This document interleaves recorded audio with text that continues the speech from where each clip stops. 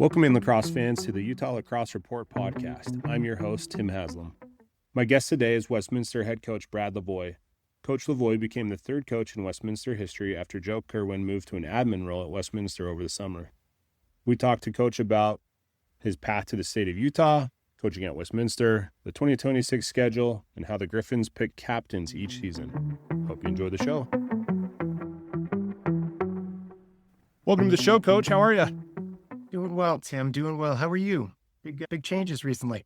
Big changes recently. Coming back to Utah Lax Report. This will be my second podcast of the year, which I love doing podcasts. I honestly don't look at the stats. I don't know who listens, if anyone does, but I just love talking to people about lacrosse. So that's why I keep doing it. But, you know, changes for you too. Head coach, Brad Lavoie.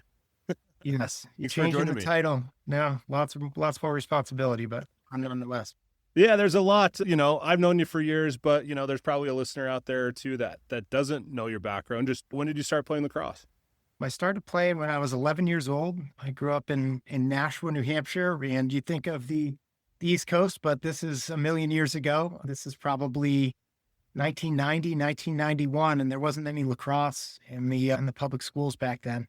And I was one of the first guys in our town to be on a lacrosse team. So, yeah. And then, you know, you played lacrosse, played in high school, eventually took you to college. Remind me where you went to college.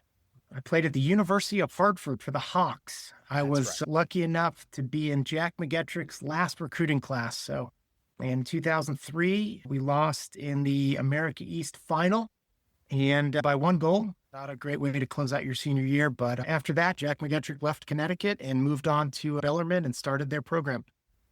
Very cool. I've actually maybe one of the few Utahns who've been to Hartford. The University of Utah played there in their first Division I year, and it was one of the last Hartford years. But yeah, I remember going to Hartford and they beat us that day, but that's okay. Anyway. Well, a lot of history there, and Ryan Martin, he's the coach over there, man. There's not a better guy in our business. You know, he kind of got the rug pulled out from underneath him, but he has stuck it out, and I don't think I've met a more positive coach in our business. Yeah, and just a school that had a lot of lacrosse history for sure. What brought you to Utah? You know, I had a friend of a friend who was living out here. You know, the Goodhand name is synonymous with lacrosse out here. And believe it or not, you know, Mace Goodhand, who many may know is kind of the guy who started the Utah Lacrosse Association a million years ago and started the club program up at the University of Utah. Long story short, his brother actually started lacrosse in my hometown. So lots of ties there. And there was a guy named Fish Bartlett who was opening up a lacrosse store in Sandy, Utah at the base of Little Cottonwood. And he was looking for somebody to come out and help him run his store. And through a friend of a friend, I ended up meeting Fish. And 2 weeks later, I packed up all my stuff, left my corporate job in Boston and drove to Utah and lived on Fish's couch and sold gear and got a dual pass to Alton Snowbird. And the rest is history. That was 2004. And surprisingly, or maybe unsurprisingly, if you know Fish, you're probably not the only one to have slept on that couch and worked at the store before. Just obviously a great guy and someone who is still the store's still there, still going. It's awesome. That is lacrosse. That is Utah lacrosse legendary human right there, man. There's probably not a really good guy who truly cares about the sport in Utah. Absolutely. Eventually, you know, you're working for Fish. And coaching opportunities come around. What was your first coaching opportunity here in Utah? You know what? I had moved back east after a year with Fish, and I'd spent time in D.C. as a management consultant, and then I took another corporate job in Boston. And long story short, the crash of 2008 was kind enough to get me a severance package. And I'd been thinking about moving back here and coaching, and I was able to get back out here. And early on, Coach Goodhand over at Westminster, where I'm currently at right now, used to be Westminster College, was looking for some help. And of course, I'd known Mace since way back, and he got me on as a volunteer assistant, and that was the spring of 2010. Let's see, spring of 2010. What year did the program start at Westminster? First season was 2007. Okay. I started building the program in 2006. They played in 2007, and then in 2008, of course, they were in the MCLA Division II in their second season. They were able to make it all the way to the final and win it. So they won an MCLA national championship in their second season. And that was in Dallas, if I remember correctly? I think so. You can skip the blur behind me, but there's a banner right there. And, you know, we talk about it in recruiting that, you know, the MCLA Division II is not the sexiest college lacrosse that you can play, but I think it's special in that they did it, right at the beginning. I mean, I don't even think the locker room was finished yet. They had a bunch of guys that were, 5'8" and 130 pounds, and they played really good team lacrosse. They went out and they beat a bunch of other teams, and that kind of set in motion a pretty high standard here for our program. And from there, we went up through the ranks. We went from the MCLA Division II. We were able to get to another national championship and lose it. Thanks to me for not letting the governor off in that one. And we made it to the MCLA Division I, had a couple good years. And then 2016 was our first spring in the NCAA Division II, which is where we currently reside in the Rocky Mountain Athletic Conference. Yeah, and the RMAC's been the home since then. It's pretty competitive. Talk about real quick, you've been an assistant coach at Westminster a couple times. You get the call to be the head coach. What were some of the emotions or some of the thoughts going through your head at that time? Just, tremendous gratitude. I left here one time around to go be a super dad and help my family. And I never thought I was going to get another shot at collegiate coaching ever again. Lucky enough, Coach Kerwin was kind enough to give me an opportunity to come back and help out a little bit coming out of COVID. That was fall of 21, spring of 22. And a lot of gratitude for all the players, coaches, and administrators that came before us to get an opportunity to kind of move this thing to the next level. I'm only the third head coach in the program's 18-year history. And we've kind of reached that point in the trajectory and the maturity of our program where we're ready to take the next steps in terms of, where we fit on a national level, the kind of fundraising that we do, the kind of athletes that we recruit. These are exciting times. So I consider myself extremely lucky, and there's not a day that goes by where I get to sit in the same office that I started in. I don't take any minute for granted. Absolutely. The other coaches that you mentioned, Coach Goodhand, Coach Kerwin, obviously built what it is today. Coach Kerwin moved on to be an admin at Westminster, so he's still around. Do you still see him? I do. I just saw him about 10 minutes ago. He runs the operations portion of our athletic department now, and man, are we lucky to have him. He is whipping this place into shape. I don't think I've met a more organized, disciplined individual, and he is doing a fantastic job. And one of the nicest guys you'll meet, as far as I know. Maybe I haven't been in too many locker rooms, so I could be wrong. But no, he's that mix of there's plenty of discipline there, but he's very much a player's coach, and again, did everything in his power possible to set myself and Coach Master George and Coach Richie and Coach Cord over here up for success, and we are doing our best to meet the standard every day. And you mentioned your assistants there. Coach Master George he's from San Diego, right? Isn't that where he came from? Correct. He's from Encinitas. He came out to the UVU to go to college. He played at La Costa Canyon in high school, which is a pretty famous and really successful high school program in San Diego. And he played for Jesse Foss, of all folks, who runs West Coast Stars and is actually the head men's lacrosse coach at Concordia Irvine, one of our RMAC compatriots. And Master George learned a lot from Jesse. He's a fantastic coach and a super bright guy and one of the better game planners, in Division II at this point. But yeah, Master George came out here to UVU and found a way onto their lacrosse team and played it out. And from there on, started working his way up the ranks. And he got on here as a volunteer assistant coach for Coach Kerwin, of course, coming out of COVID, same around there. And Joe quickly gave him a job to go find 20 lacrosse players to get him on the roster. And Nick had no experience. And since then, with a lot of hard work, I don't think there's a better recruiter in the nation, maybe at any level, than Coach Master George. Considering the amount of resources he has, I don't think anybody gets a better return on investment. And he certainly works harder than everybody else.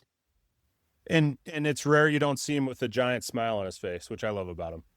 He's a competitor and a better guy than he is a coach. And, there's a lot of guys who grow up in this sport, meaning there's so many guys, they get a graduate assistantship after they get out of their undergrad, they go get their master's and they coach all the way up. And they never really experience that real world, that real corporate eat what you kill mentality. And Master George was out on his own and has had to learn how to be really resourceful. And he is a really, really strong process-oriented sales guy. And he will never quit and he will never make an excuse, man. Absolutely. Then also on staff, you've got Steve Ricci, went to RIT, came out here a few years ago to run True. And then Kyle Core. Talk to us about those two guys. Well, Richie is, he's got a lot of experience here in Utah. Of course, all that came up while I was kind of off on, in my hiatus. But Steve ran the True organization here for a really long time up until last summer. And he's a face-off coach by trade and another really good guy. He's good at his craft. The guys like him. And we are lucky to have him here on a part-time basis. And yeah, he runs the box and gives the guys a hard time. And then we have Kyle Cord, who's our goalie coach. Kyle's the guy who came out here to go to Westminster, left the sport during COVID when things got wacky, and has been doing a lot of private work, spent some time with Coach Persky up at Park City. And we were lucky enough to get him to come down and fill the void left by Coach Master George. He worked with our goalies initially and now is taken over the defense coordinator and, of course, recruiting coordinator responsibilities here. So it's a good staff. And man, are we lucky to have, myself. I write emails and fundraise. That's about it. And those guys are fantastic at what they do. That's awesome. And talking about the team, you've got your schedule all set. You actually start with some RMAC play. You got the road trip to kick off the season going to Dominican and then Concordia Irvine. Concordia Irvine was this their second or third season? That's a good question. I probably try not to think about them as much because this is they're going into their third season, and their second was very different than their first.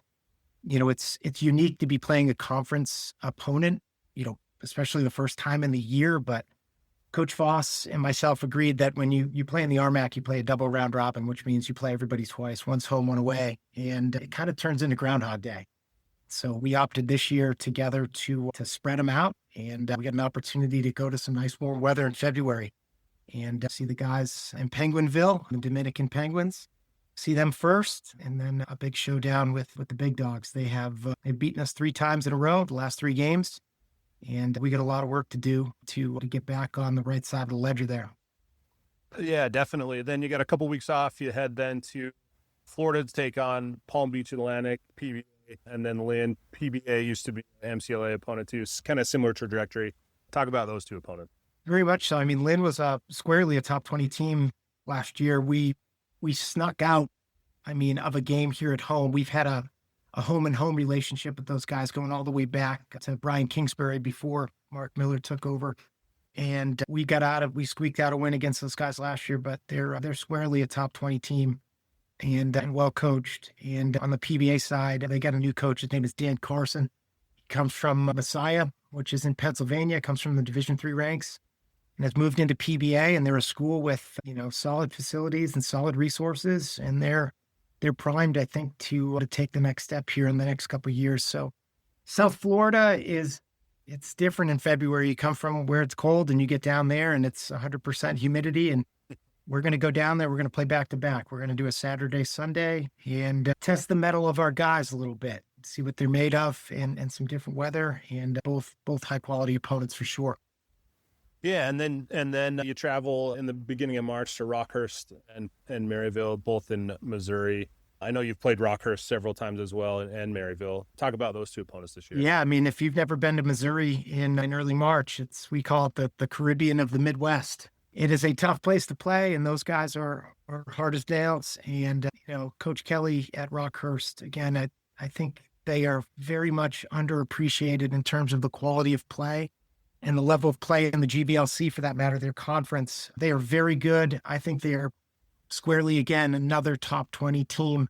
And we've got our work cut out for us in a night till Thursday night in Kansas City. And then we'll zip over and play Maryville, who was in the Final Four last year, Coach Stark and his assistant coach. They were both named men's coaches of the year, respectively, head coach and assistant coach.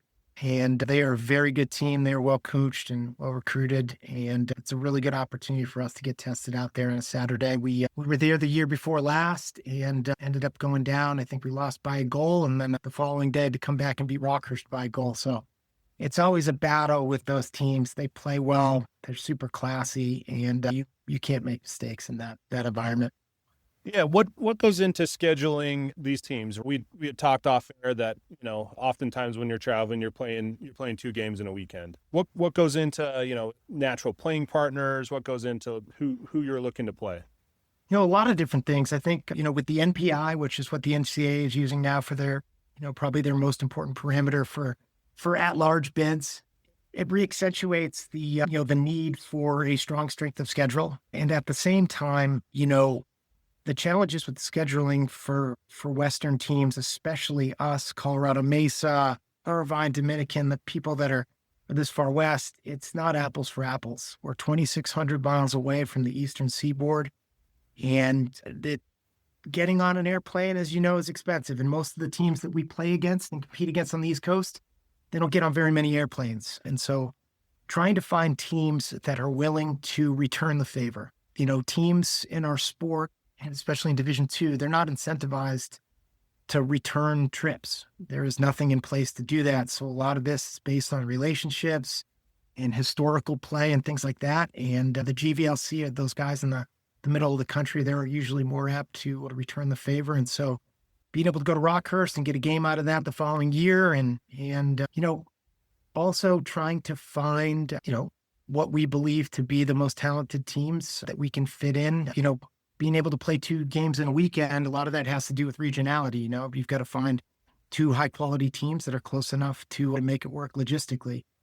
And, at the same time, we've got large scale aspirations here as a program. Our goal across the next 2, 3, 4 cycles of scheduling, we want to play as hard a schedule as we possibly can. It's the way that college lacrosse players take the next step. You've got to be in the boiler room, as they say, and you get that by getting on airplanes. And we try to have the mentality that we'll play anybody, anywhere, anytime. We'll play in a Walmart parking lot if we need to. And don't give anyone any ideas, Coach. It's Division II. It gets enough guff on no context lacrosse, and there's a lot of tough kids and a lot of tough, bright coaches, and nobody makes excuses. Everybody wants to play the best schedule they can, and we're lucky enough to have some really good coaches that are willing to travel out west and play us, like Coach Miller at Lynn and Coach Kelly at Rockhurst and Coach Lewis down at Rollins. Got some really great coaches, and of course, Coach Duncan at Flagler. He's going to be out here in a couple of years as well. Yeah, and I mean, they're probably looking at it going, we're right in the middle, right, of the country, so we'd rather fly 2 hours to Utah than 2 hours to wherever. I'm not going to name names. It's a lot easier to get in and out of here, and it's a lot easier than I think people understand. But at the same time, everybody's got budget constraints. There is nobody who has unlimited budget no matter where you go. And as much as a lot of coaches would love to get on an airplane and have a new experience for their players, they just don't have an extra 40 grand to go around. I don't know a single coach who does. Right. I think Syracuse might be the only unlimited, somewhat feels unlimited. There's a couple large revenue schools, as you know well from your experience up there in the Hill at the University of Utah. There are many haves and there are many have-nots and lots in the middle. But as our game continues to grow and this business continues to change, there are more and more resources that get behind men's lacrosse. And it's an exciting time to be here at any level. Yeah, definitely. Speaking along those lines, flying out west, resources, your first home game is actually going to be a scrimmage against SVU. What went into getting that game here? Obviously, Coach Lamb, longtime Utah residents, built, the BYU program to what it is today. What was that conversation like? Yeah, I think, Coach Lamb reached out. He's a program at Southern Virginia that is largely an LDS population at that school. And a lot of his recruiting is done here in Utah. And of course, Coach Lamb is a friend and a mentor of mine. That guy built a monster down in Provo and worked his butt off to get where he is now. And when he reaches out for a favor to say, hey man, I need a good opponent and I need him in Utah, can we play?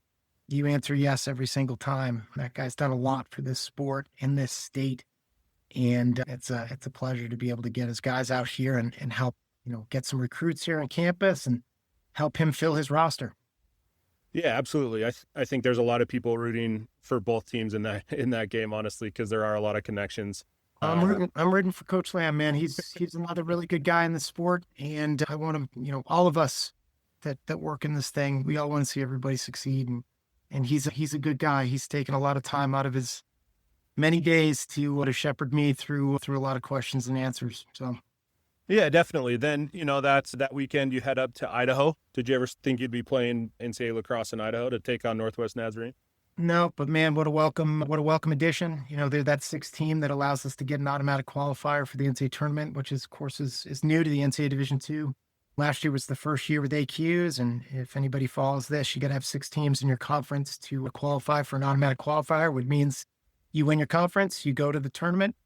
And yeah, Coach Blanchard up there has been doing this thing for a while at the MCLA level, and it seemed like a natural fit for them to make the jump, and they will be extremely competitive immediately.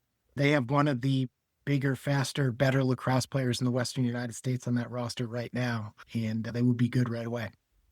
And it's exciting. I remember the RMAC was going to qualify, but then CSU Pueblo dropped, and I remember texting Coach Kerwin at the time going, man, I'm gutted for you guys. That's rough. But then like almost instantly, Northwest Nazarene was like, hey, we're coming. Like, what do you guys mean? And so super glad to get them. And it is the key to, like you were saying, for the West to get noticed, Well, recognition also to too, get in the tournament. Yeah, it's nice to have your, to have a little bit of control over your destiny. Before that, you could have a really good year. You could be a top 15 team and you could have a great record, but it used to come down to a bunch of humans in a room subjectively looking at your data and where you sit. And it kind of stinks to, our program has been that 7th team left out of a 6-team region plenty of times. And that really stunk for those guys. So we've got an opportunity now to control our own destiny. And we've got a group of guys here that are not going to be quick to waste that. Absolutely. Transitioning to that, who are some guys, I know coaches don't like to necessarily single out guys, maybe groups that you're excited to see perform, maybe some guys that have been on the team for a bit and have really worked their tails off to get, some time this year. I think holistically, I think if I mentioned a singular person on this podcast, I think my team, or not my team, our team would be very confused by that, considering the way that we go about our business every single day. There's a lot of good that comes from a group that is unconcerned with who gets the goal and who gets the pat on the back. We've got a group of seniors that has been through a lot. And this is one of the best groups of leaders that I've been around as a player and a coach. And they have really put a cherry on the top of this culture so far. And I'm excited to see what their leadership brings this fall. And to that same extent, we've got a group of sophomores that were thrown to the fire last year. And last year, we were starting a lot of sophomores and a lot of freshmen. And college lacrosse, no matter what level you're playing at, whether it's the MCLA Division II or whether it's the NCAA Division I, college lacrosse players are fast and they're smart, and the game is just different. And those guys had a lot of growing pains last year, and they learned a lot. And I am really, really excited to see what that group does with a year under their belt. Lots of injuries and things, and I didn't see that group flinch, not once last year. And if the fall is an indicator of what their future looks like, they're going to have a nice year. But yeah, I think we've got a culture of selflessness here. Got a bunch of guys who get fantastic grades and are very employable. I can tell that you've been around Mace for a long time, because in my early days of asking Mace questions about the team, he would never, ever say an individual's name. So I just chuckle and I appreciate it as well. I love it. People say it all the time. I even say it to my kids at home, my little boys, the moment you join a team sport, the moment you become a part of a team, it will never, ever, ever, ever be about you ever again. And I think, in 2026, the world is different and kids are growing up in a different environment these days. And the kind of learning that gets done in team sports and sports in general, it's still really, really important for kids to go through what you learn in a team sport. So we're doing our best here to cap it off with a bunch of really smart, really successful kids to make it as far as it is. I love it. I'll ask you something that doesn't talk about players, but does in a roundabout way. How does Westminster choose your captains for the year? Yeah, it's interesting. This year, we do some unique things internally. So for example, we don't have a captain on our team this year.